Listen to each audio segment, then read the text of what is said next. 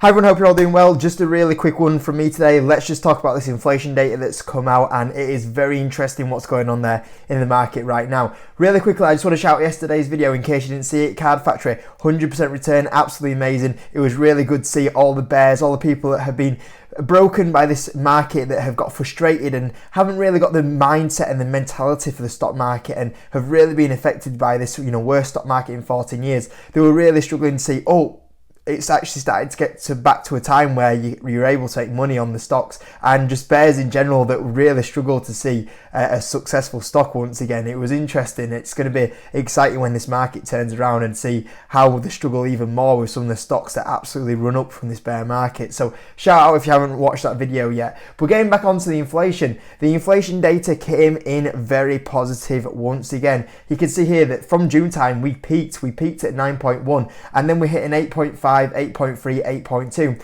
And if you were in the market at that time, you would have been seeing this inflation peak and coming down and being thinking, well, why isn't the market reacting positive to that? Why has it peaked and it's not coming down?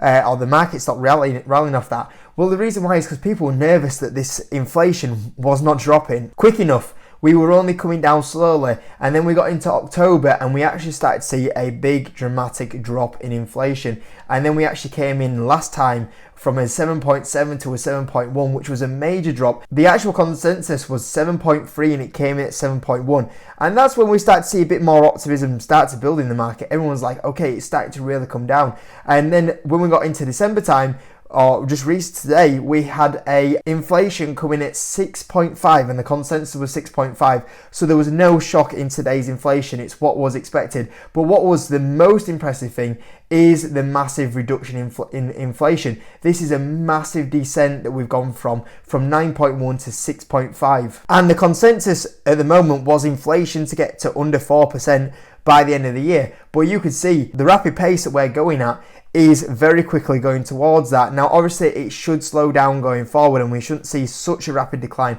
But because we are coming down so fast on inflation, this is really positive. And like I said, I think inflation will get lower than what is expected. I think we'll be below this 4% by the end of the year.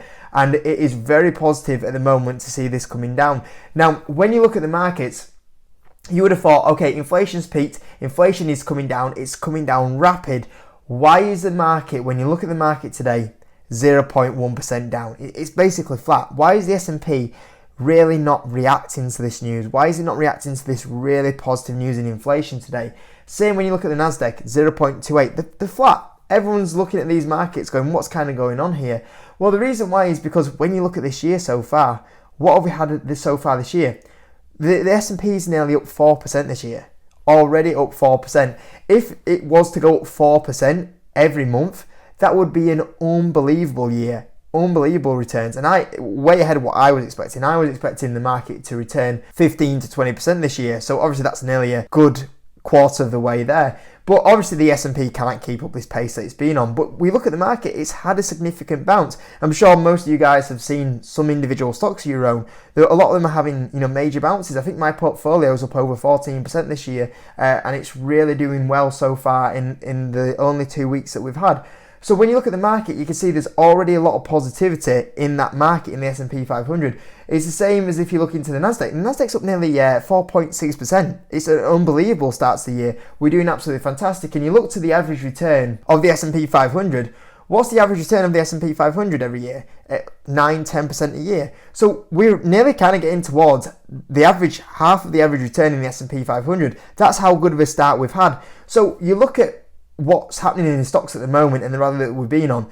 What has happened so far this year? Well, for the first 2 weeks of the year, we've actually had a bit of positivity priced in. We're having a few people going, oh, I'm confident the inflation is going to come in strong, or the inflation is going to be reduced massively. And people have started to take that little bit of a gamble at the start of the year that inflation is coming down, and you started to see that priced in. You've seen people pricing in a massive drop in inflation. Now, even though we've only had the inflation data today on the 12th, why has the market been rallying way before the inflation data came out? Why did the market really start rallying in the last 2 weeks? Well, most of the guys on Wall Street and a lot of the investors on Wall Street, a lot of the big institutions, they'll have major amounts of data. They have more data than what we have, and sometimes they even get bits of information that they shouldn't have and we don't have. And that's a story for another day. But without doubt, a few of them will be saying, or getting the data through saying, inflation's looking pretty good this month. It's looking like it's going to drop once again, and a few of them will be taking the early gamble on this inflation data being good, and obviously they've got the rewards. And that's what's been happening already, is the pricing of lower inflation. And that's why it was key today that we came in with a 6.5. Anything, if it was a 6.6, 6.7, the market would have majorly dropped massive, because it's already priced in a good drop in inflation. The only way this market was going up today is if that came in at 6.4, 6.3, 6.2. That was the only way we were getting a major lift on this stock market today. But obviously what the market priced in has happened, and now the market, when you look at the S&P 500, when you look at the Nasdaq, is in a position where they're like, okay, what's next? And the market now is looking at the point of view of the Fed, but obviously we don't get the Fed and what they're going to do with interest rates until I think it's the 1st of February. So we're still, 2 weeks basically off that. So the markets aren't really looking to the Fed just yet and see how they take this new set of inflation data and how they act on it, and are they going to, reduce the interest rate hike going forward to 0.25. That's what the market will start thinking in a week's time, 2 weeks time. But what's the next big thing the markets are going to be staring at? Okay, we've priced in a bit of positivity. We've got the inflation coming down. What's happening on Friday? If we have a look at this earnings calendar, Friday is the first day of earnings season, the first day of proper earnings season. We start having the banks reporting. We have Bank of America, we have JP Morgan. This is going to be really key, because these banks will have insight, the amount of accounts they control. They'll be seeing what's going out, what's coming in. Are they seeing spending still carrying on?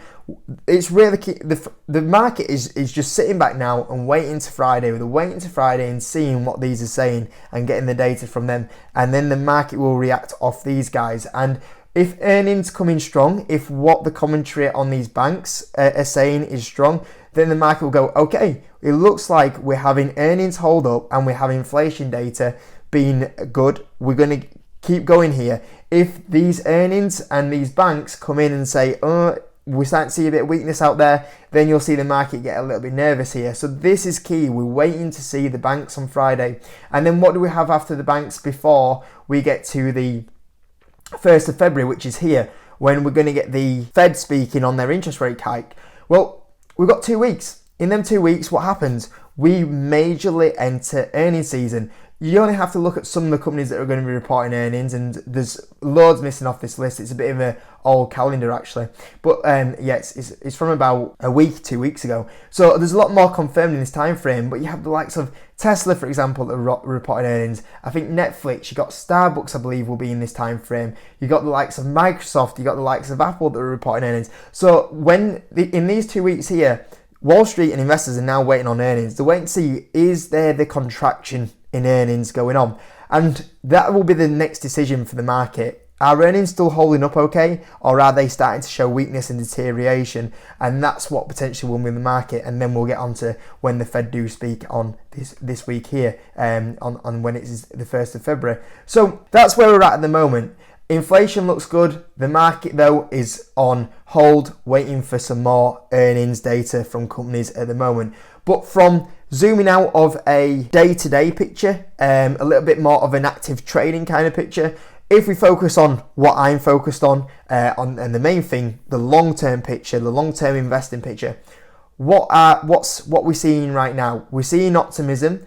We're seeing the key thing. Inflation is getting beaten. It's coming down. We're getting lower and lower, and it looks really positive to the end of the year. The big thing that we need now is just this inflation to continue throughout the year, and we need to be looking at the Fed and the Fed commentary. And if the Fed start pivoting and bring them interest rates down, as long-term investors, we should get the dips or get the benefits from buying them dips for having such a painful year last year. So we'll see what happens. Obviously, if anything doesn't go to that plan, if the Fed do not pivot as quick, if we do see earnings deterioration, if we do see inflation hit a bit of a problem and it doesn't slow down, it stops slowing down, then obviously that is where us as investors will have issues. But at the moment, everything looks in a good place, and I'm sure you've seen that reflected on share prices so far this year, and I'm sure your broker's account looks a little bit better in these last few weeks because of the rally that we've been on. So yeah, it's been an interesting kind of start to the year, but it's now a bit of a time where everyone's kind of